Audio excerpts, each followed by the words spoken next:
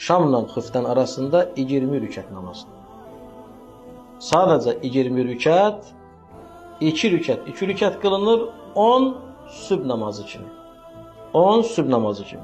Diqqət elədiniz, Şamı qılandan sonra eyni ilə 10 namazda da, onunda da niyyət eynidir. Niyyət eynidir.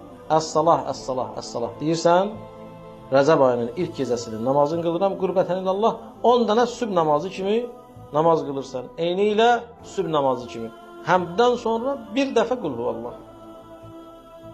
Həmdi deyirsən, bir dəfə qul huvallah. Bütün rükətlər də belədir. Elə bir sübh namazını qılırsan, sadəcə onu 10 dəfə nə edirsən, təkrar edirsən. Peyğəmbər sallallahu aleyhi və səlləm bu namazı səhabələrinə deyəndə belə bir sual verib. Bilirsinizmi ki, bu namazın savabı nədir? Deyib ki, belə bir namaz qılasın, sonra deyib, bilirsiniz bunun savabı nədir? Deyirlər ki, ya Rasulallah, Allah və Peyğəmbər bizdən yaxşı bilirsən, bilirsən, biz bilmirik. De görək nədir? Deyir, kim bu namazı qılsa, Allah onu özünü, ailəsini, malını və övladlarını hifz edir. Və qəbr əzabından amanda qalar. Və Sirat körpüsündən ildırım sürəti ilə hesabsız keçəcək.